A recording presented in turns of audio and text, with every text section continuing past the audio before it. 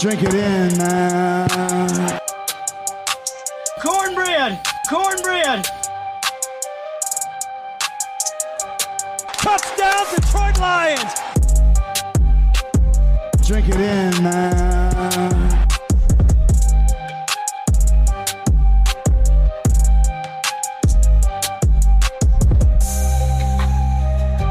Cornbread! Cornbread!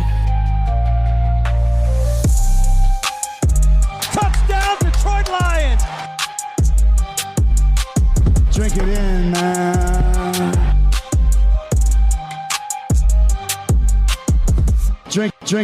Drink it in, man.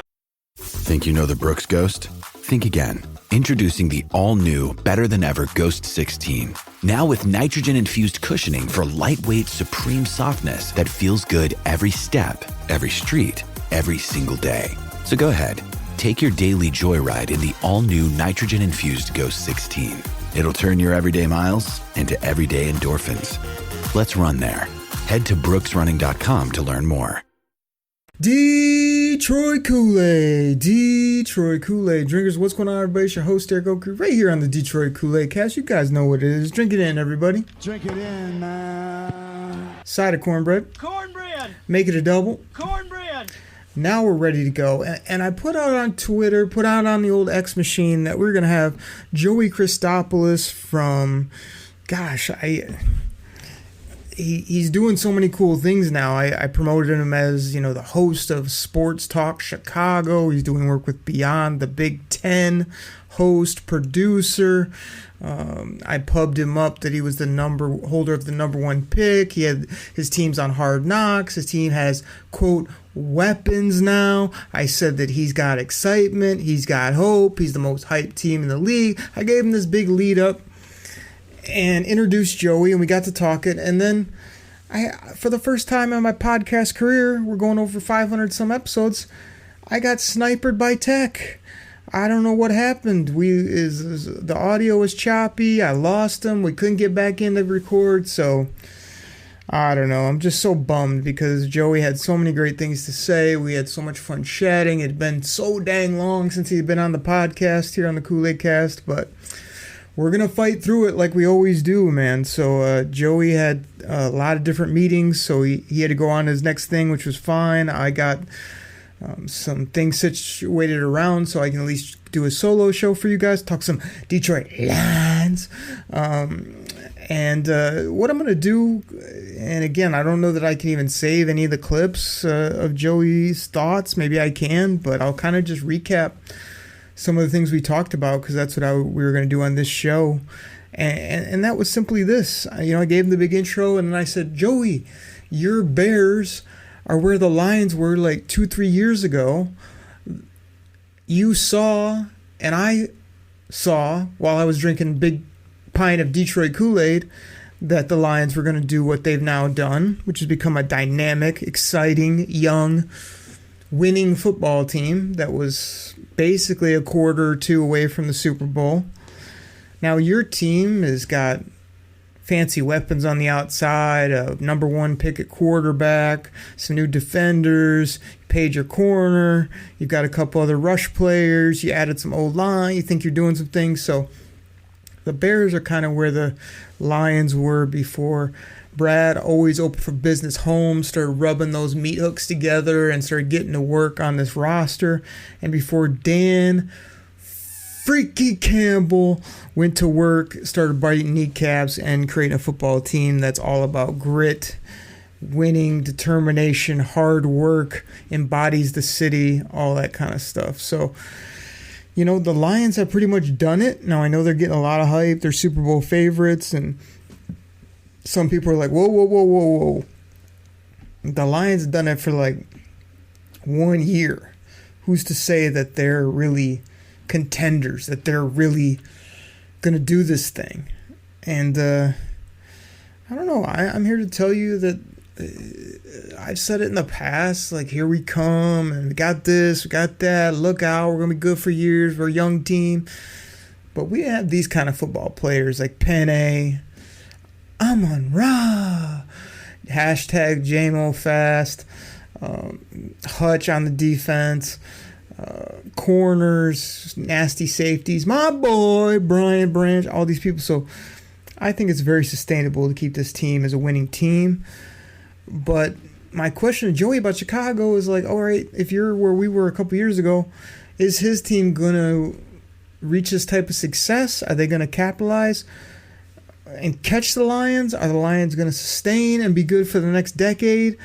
Or are the Bears going to be looking like the Lions were going to do and then not come together for whatever reason? So when you really look at it, there's a lot of similarities in how things are going.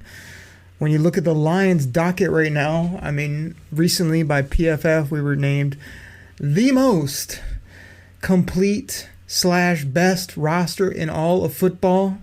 Yes, that was said about the Detroit Lions. We have a top O-line.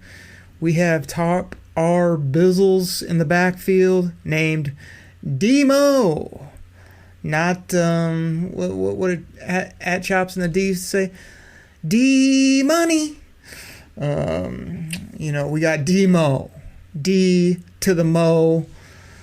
For another SCO, faux show, all those tweets I used to put out, just rhyming things with Demo.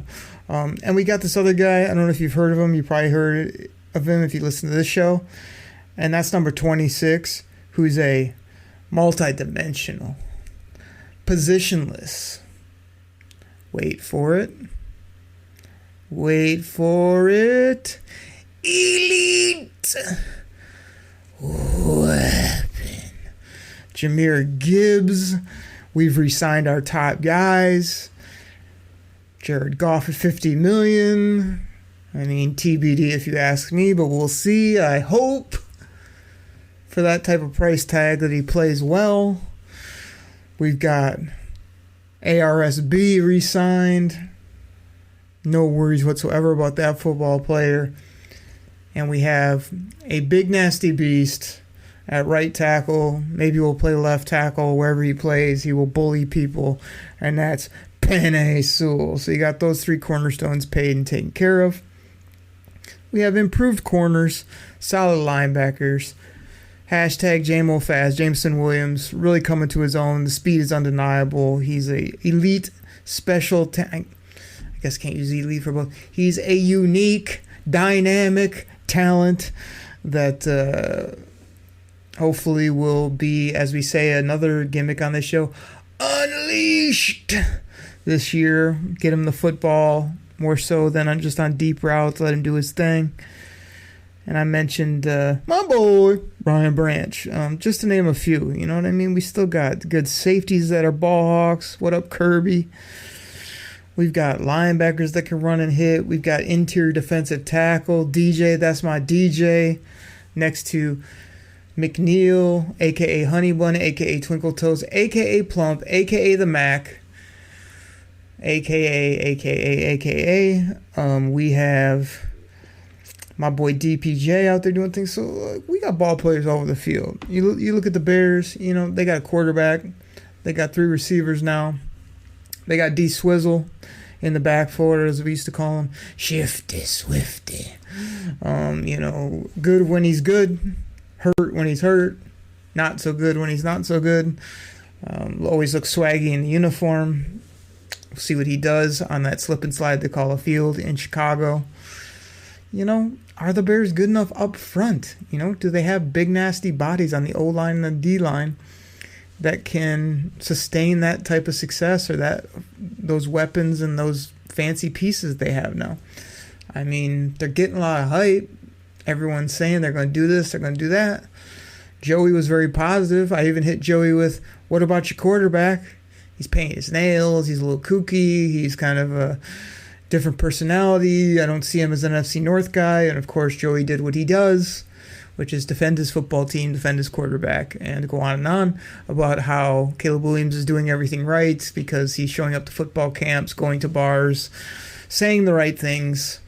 Will he do the right things when he realizes he's not in sunny Southern California and that the Bears maybe aren't ready to win at a high level for the next couple of years? But like I said, you listen to the experts, the Bears are going to do this, they're going to do that, they're going to win this, they're going to win that. I mean, we'll see.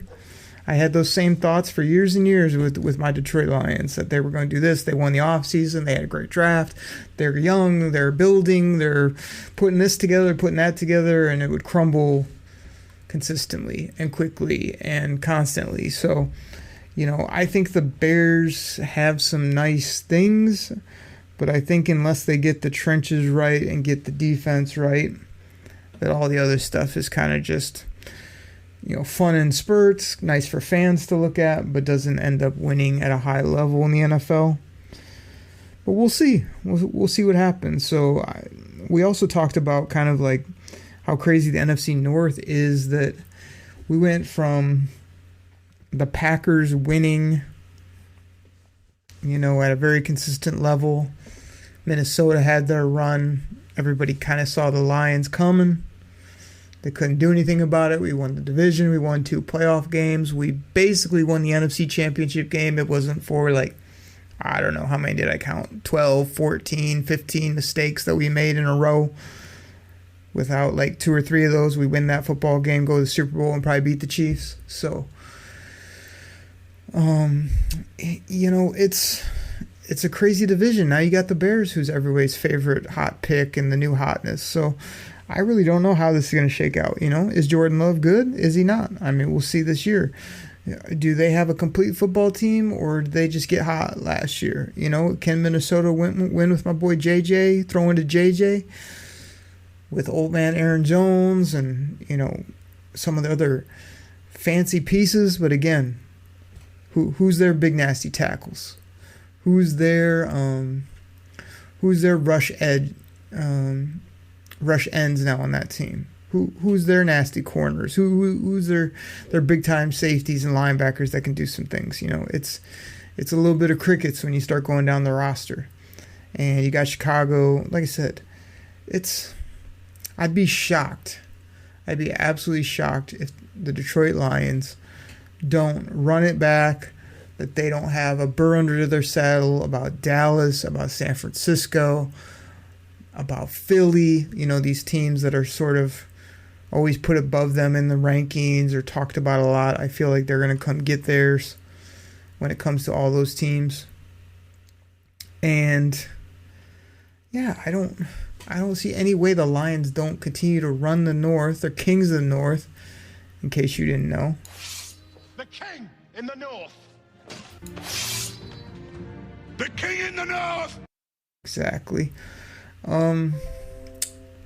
So, Joey's excited. Cheddar mozzarella sticks think they got a football team. Isn't that how the horn goes in Minnesota? They think they're going to do some things just because they got a fancy $40 million wide receiver and a young quarterback and a bunch of, I'm not sure what else. I'm kidding, but I'm not kidding. I like beating up on these little teams, but I do think that in a couple years, when Minnesota solidifies, if Green Bay is as good as they say and think they are, and if Chicago can have the upward trajectory that the Lions have had, thanks to their leadership, their drafting, then it could be a very competitive division from top to bottom. But until then, I mean, it's the Lions and everybody else. You know what I'm saying? And I feel the other big question, and Joey had a good counter about this. He mentioned, I said, I like Rome Odunze as a player, as a person. I really have no questions about his game or how hard he's going to work. My only question is, what else could you have done with that pick, or maybe other even future picks where you're saying, we're going to take the weapon, the outside, the auxiliary piece, but it's going to help our quarterback. We're going to score touchdowns. We're going to do this. We're going to do that. Or do you have to keep trying to find left tackle, right tackle, center, edges, interior penetrators, those type of things? And Joey's counter was, well, okay, what'd you think about Jahmyr Gibbs when they took him? And I was honest, I didn't like him at 12. I picked him in mock drafts. I said how I liked Jahmyr Gibbs' game, especially the way he catches the football, the way he can be used in space. And then we saw the electric speed, and I was shocked by his physicality. This guy punishes people, and he's got the $1 million smile and seems like the greatest dude ever. So, of course, I love it now. Of course, he's got the gimmick phrase here on the show. Of course, Brad Holmes knew all along. We know nothing. So everybody in Detroit's totally on board and loves this player. But when they took him, yeah, there weren't many people that loved that selection at 12 based on positional value. What we already had on the football team with D-Mo and D-Swizzle. But, yes, we would not trade Jahmyr Gibbs for anything now. So Joey's point was, well, okay, if you felt that way, then why would it be bad to get a Rome Odunze, who we know is going to be good? And my counter to his counter was because you can't block anyone, and you can't sack the quarterback, and you have a football field that is just a sloppy mess. So good luck to Keenan Allen running his precise routes like he did on the turf out in LA. Like, good luck to Rome Odunze, who is used to throwing it all over the field in December and in January when there's snow everywhere. Like, you know, I'm glad you guys love DJ Moore now, but how's he going to get the football too now that you have all these guys to get it to? And same thing with Swift. He's fun to watch, but he ain't going to be able to cut on that nastiness that you put down on the ground there in Soldier Field. Like, he's going to be falling all over the place, and the minute he falls, you know what happens. Get the cart out.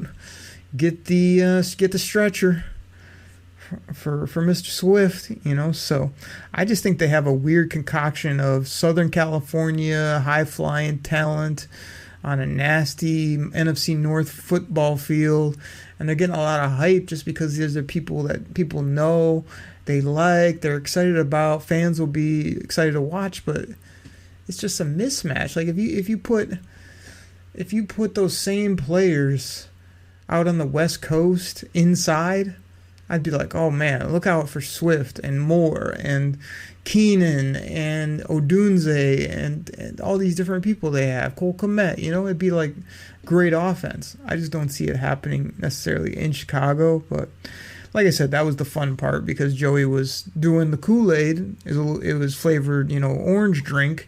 But he was telling me, oh, you know, this guy's doing great. This guy's going to be a perfect fit. This was worth the value. You know, like all the things that I always do for the Lions, or always did, that never worked out. And then all of a sudden, there's things that I kind of don't agree with, like Gibbs and Campbell and this and that. Even though if you've been listening to the show long enough, you know that it was like on the clock. I said Penei Sewell, Hutch, J-Mo, I called, you know, some of these other picks, my boy Brian Branch, Hendon Hooker, who else did we call? There's like multiple people that we either called, or I even wanted the Lions to draft Tank Dell, who they didn't, and he looks like a really fun, good young receiver. So, you know, I won't pat myself on the back, but we've had plenty of draft hits here on the show, both me and at Chops and the D. But the Lions have drafted those same players and other players that we never would have drafted that have turned out excellent. They love football. They're grimy. They're nasty. They're NFC North fits. They're guys that when we do play at Ford Field can just beat you with speed, beat you with power, score touchdowns, block you, tackle you, get after the quarterback. And now we can actually get our hands on the football and actually defend someone because we finally decided we might need a couple corners who we got in the draft and other positions, and we're rolling. So, like I said, disappointed that the recording didn't come out with Joey, but doing this revamped solo Detroit versus Chicago, Lions versus Bears edition. I'm going to go ahead and get our great sponsors in here. When we come back, I'm going to hit on a few more things, Lions, Bears related, a little NFC North roundup. I might have a bold prediction or two for you, and then gonna hype up our football team as we always do before we get up out of here. So everybody, I'll be right back. Now's the time to save 30% on wedding jewelry, only on BlueNile.com. Make sure your wedding ring is the one with your pick of diamond and lab-grown diamond bands, all hand-finished and graded for excellence. Or surprise her with something blue she'll love for life, like a stunning pair of sapphire earrings. Blue Nile's jewelry experts are available 24/7 to help, from fit questions to style advice. Right now, get up to 30% off at BlueNile.com. BlueNile.com.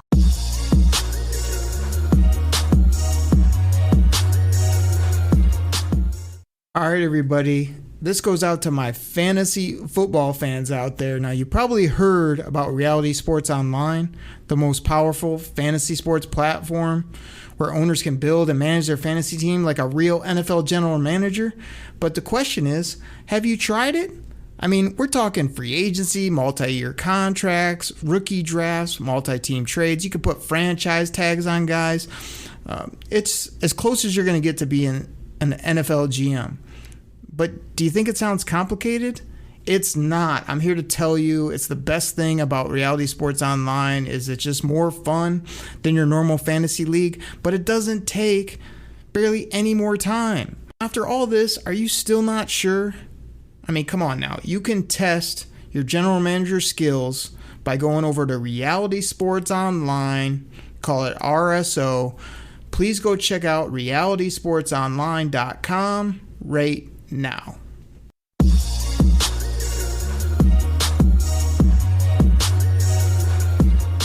Ryan Reynolds here from Mint Mobile. With the price of just about everything going up during inflation, we thought we'd bring our prices down. So to help us, we brought in a reverse auctioneer, which is apparently a thing. Mint Mobile Unlimited Premium Wireless. How to get 30, 30, bit to get 30, bit to get 20, 20, 20, bit to get 20, 20, bit to get 15, 15, 15, 15, just $15 a month? Sold! Give it a try at mintmobile.com/switch. $45 up front for 3 months plus taxes and fees. Promo rate for new customers for limited time. Unlimited more than 40 gigabytes per month. Slows full terms at mintmobile.com. Detroit Koolaid drinkers are back. Thank you so much for those sponsors, checking out the show, sharing the show. Again, you know that the millions and millions... Oh, wait, we got a drop for that, right? And the people consist of the millions.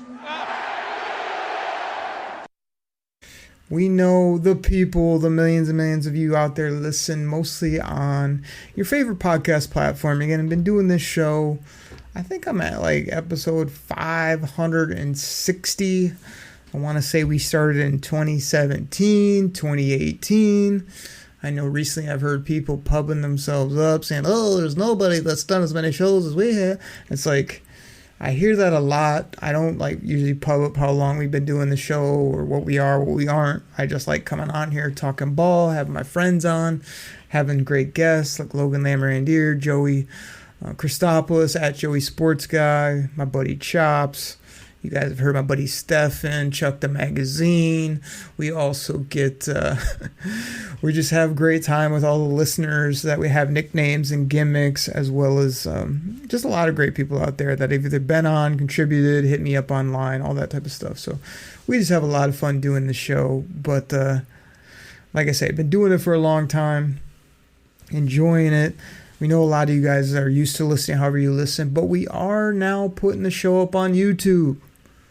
No, you're not going to see my ugly mug or my setup in the DTO scouting office or wherever else I may be, because I just still don't have the greatest setup or the time to get the video rolling, and I don't know why that would make a big difference for you anyway. You want to come here, hear Lions talk, not look at me. But it is up on YouTube in audio version where you can enjoy.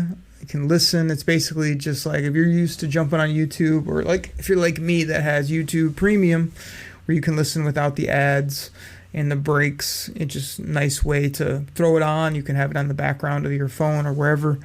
And yeah, it just has the artwork up there, and it's just another way to reach people. You know, it's gonna grow step by step, just like the pod did. You know, I remember when we would just start, we would get like few listeners. It was so excited. And then it was like hundreds of listeners, thousands of listeners, you know, and then it's like you guys are just exponentially growing over the years. So I assume that's sort of what the YouTube will do too. People will find it, people will check it out, people will check it out there, or they'll check it out there once or twice and then be like, hey, I'm just going to go subscribe on the podcast side. So that's just within the last couple weeks I threw that out there, and slowly growing that.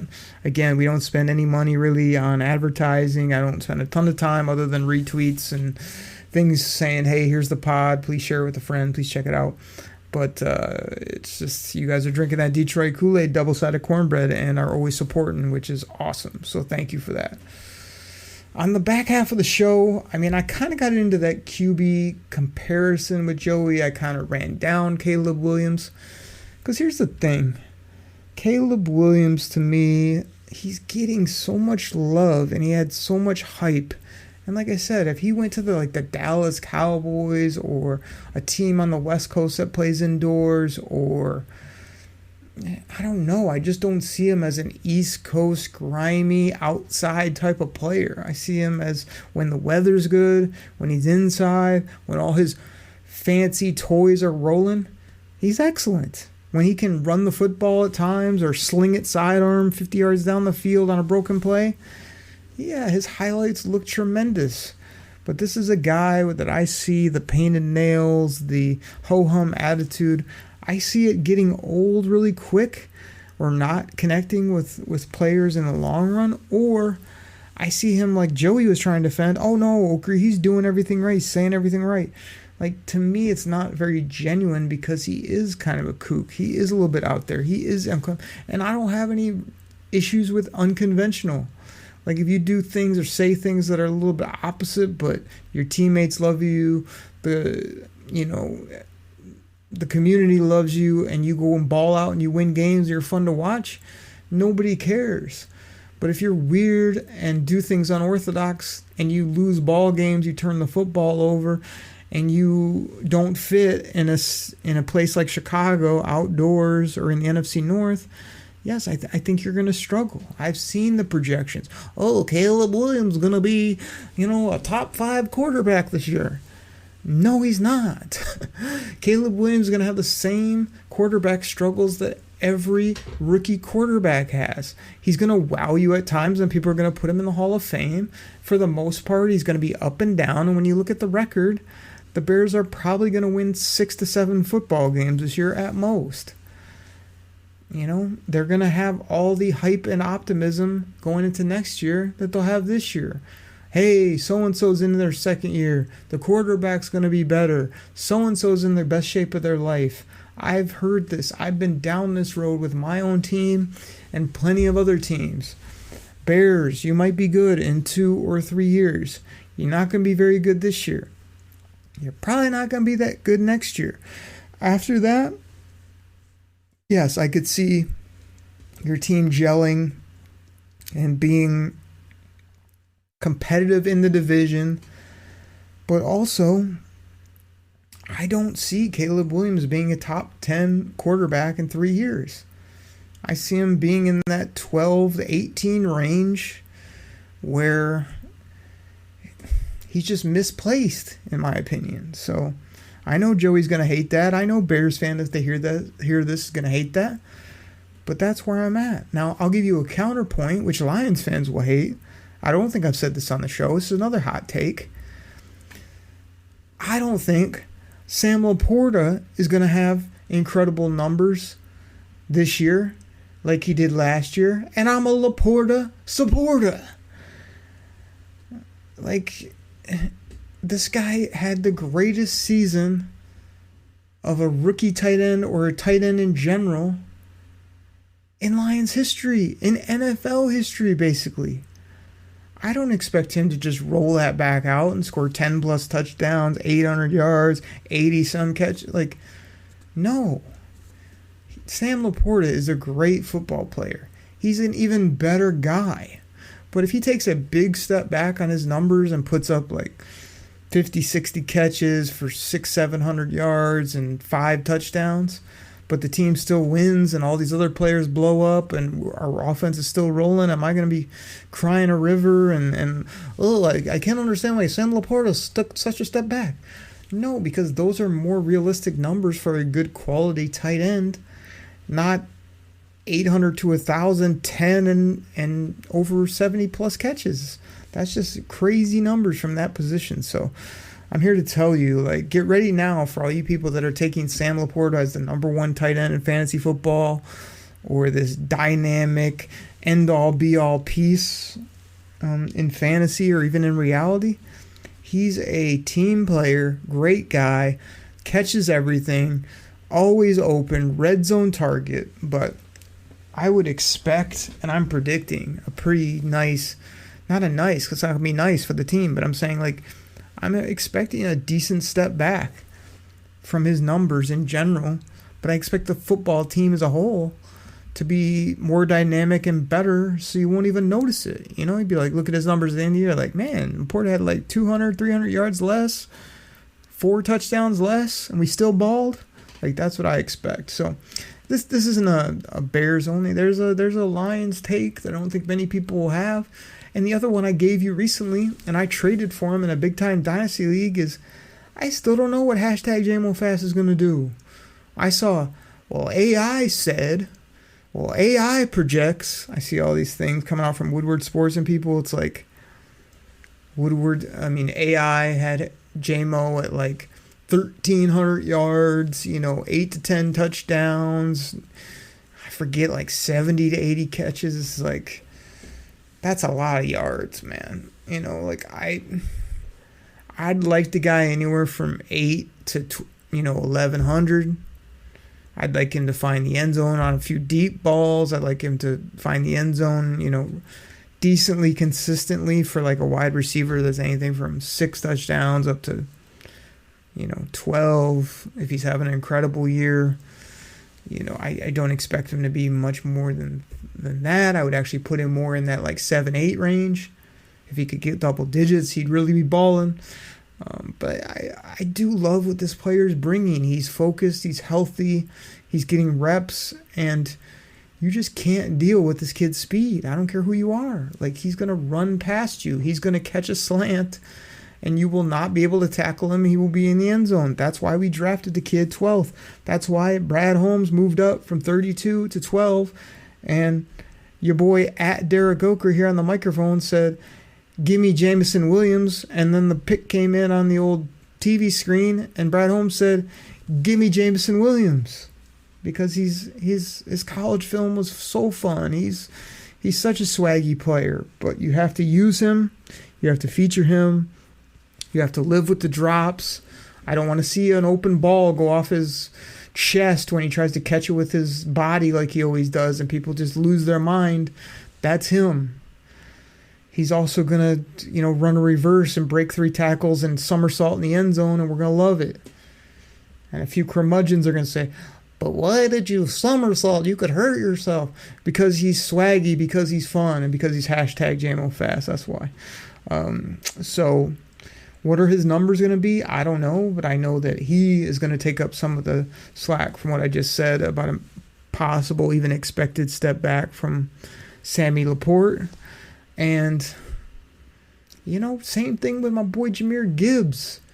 We're hearing all these numbers about the Bears players are going to do this, they're going to do that. Oh, they can feed all 3 of these players, plus their tight end, plus their running backs. It's like the Lions got the same problem, only better, because they got weapons, they got tight ends, they got running backs. And to me, the thing that's missing with Jahmyr Gibbs is like, he's way too good and way too smart to not be all over the football field, split out wide, slot, reverses, gadget plays, double moves. I used to hate it when the Lions would have like Theo Riddick or Swift, and they would just run the same ankle route all day long. It's like, you can do more things with a player than just that, And I feel like Jahmyr Gibbs could run every route. You could move him all around, get every matchup you want. And the thing is, if you hit him in stride, he's gone too. He's basically as fast as JMO, just a little bit less. So you need to move him around. You need to actually let him run real routes rather than, hey, run an option route, but every time run an in cut. Hey, run out of the backfield. If nobody is open, I'll flip it to you. Like, this guy can run dynamic 17-yard comeback routes. He can run out and ups. He can get a linebacker and just blow by him and throw it up the seam for a 20-yard ball. Like, that's what we need to see from Jahmyr Gibbs if he's going to be elite, like I've been saying for a while, and like he's shown on the football field. So that's that. When you look at the NFC North, just do my quick roundup. I kind of hit on it earlier. Like, the division is getting younger. The division is kind of fun to look at on paper. There's a lot of people in Green Bay that think they have a shot this year. The problem is when the Detroit Lions get off the bus, they're coming to punch you in the mouth. Do you want to deal with Hutch, Penne, Frank Ragnow, DJ Reader coming off the bus? Those are like the first guys I'd send off the bus and say, good luck dealing with them for 4 quarters. You know? Those are big, nasty beasts, just to name a few. You know, Aleem as well. Aleem coming off the bus, and you're like, this is going to be a day. This is going to be a rough day for me if you're the opponent, right? So that's the problem with all these teams in the NFC North that think they can compete. It's like, I'm glad you like your team on paper. I'm glad you like your team indoors when everything's perfect. I'm glad that you think you had a great draft. Now you got to go block Hutch. Now you got to go try to get past our wall that's called offensive line. And it doesn't happen. We dominate people, and we also have weapons to outscore you. We put up like 30 a game, 8-10 times plus last year? It's scary when you can out-physical people, and oh, by the way, we can outscore you and outrun you with speed. You're seeing the Detroit track team shirts that are out now. So now we're going to outrun you, outscore you, be elite athletically and physically. Oh, baby. Hold on, I could do better than that. Oh, baby. Hold on, I can even do better than that. Oh, baby. I could do even better than that. Oh, baby. All right, had to get a few sound drops in before we show out. So here's how the NFC North is going down. The Detroit Lions are going to win the division. Green Bay is still TBD if you ask me, but we'll see. I hope they don't play well. I put them at in that anywhere from 7 to 11 wins. More like 7, 8, 9. Minnesota, I just don't see it, you know. I feel like until JJ really gets his feet under him and gets a chance and gets rolling, until they beef up their defense, I got Minnesota probably coming in. Gosh, I feel like they'll be last. I feel like Minnesota might be last. So give me like anywhere from 5 to 7 wins from Minnesota. And like I said earlier with the Bears, I'll give them like 6 to 8. But I don't see them winning over 8 ball games. So it puts it like Minnesota, Chicago, Green Bay. And then the Lions are anywhere from 10 is their floor and like 14 is their ceiling. Could see this team winning 14 football games. You've heard me say number 1 seed, NFC North champs, top team in the NFC championship win, Super Bowl. And then come talk to me to see who they're playing and how healthy they are, and there's no reason they can't win it this year and next year and the year after. And then after that, we'll talk about where they're at and how to rebuild and what we got to do to keep this thing rolling. So that's what I see with the team. Again, we had fun with Joey. I don't know what happened with the mic was cutting out. There was a delay. There was all types of stupid things, like I said, that have never happened on any pod recording that I've done. So we couldn't even troubleshoot what it was. I apologize to Joey because I know his time is very valuable. I know a lot of you guys out here wanted to hear from him and from me and have that fun back and forth. We did as well. We hope to maybe do it again. But like I said, I'm hesitant to ask Joey to come back because I know he's got so many things rolling with his Beyond the Big Ten, host and producer, Sports Talk Chicago. My man moved from L.A., from La La Land, back to his home in Chicago and is doing big things in sports now. And like I said, I knew him like 2 years ago, 2.5, 3 years ago, whatever it was, maybe even longer than that. But he was just, doing a pod, doing all his movie stuff. The guy's been in commercials since then. He's been in movies, I think. He's one of the, I knew the first time I talked to him, like, man, this guy is a great dude, an awesome media personality, knows sports, and was just always so nice to come on the Koolaid Cast every once in a while and have fun laughing it up with me. I'd even always apologize to him, like, hey man, I know you're getting more serious in the sports space, but we just like to have fun on here and laugh and just talk ball and not be too formatted and not too, not too structured about everything. You know what I mean? We usually have 3-4 bullet points, and before you know it, it's 45 minutes to an hour of football talk. That's kind of how we roll. So he's always been good with that. He lets me play the sound drops. He lets me laugh. He lets me beat up his team, which I think I did all the above here on the show, even when we couldn't do his recording. I beat up his Bears. I kind of knocked his quarterback. I gave him a little bit of love. I played some sound drops. I pubbed his stuff. And yeah, Detroit versus Chicago, always. We'll always have better pizza. Lions versus Bears, we're still 2-3 years ahead of Chicago.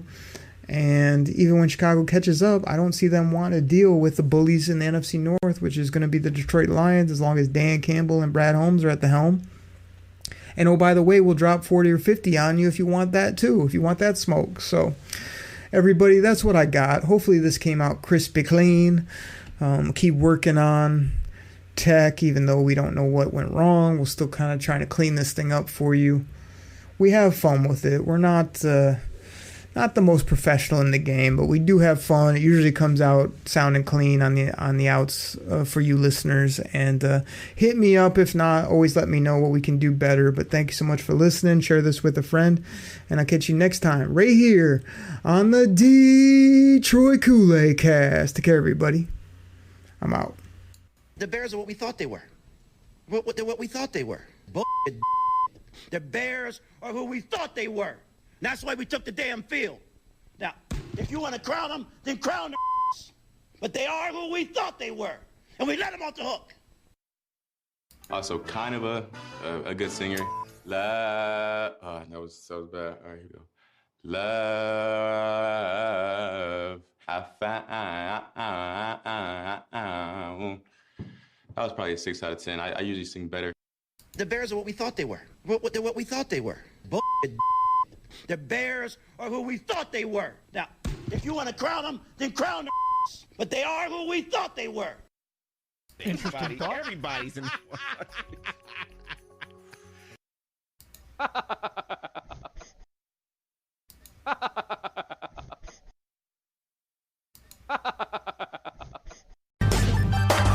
the bags, start the plane. This game is over. It is over. What a comeback by the Lions. Drink it in, man.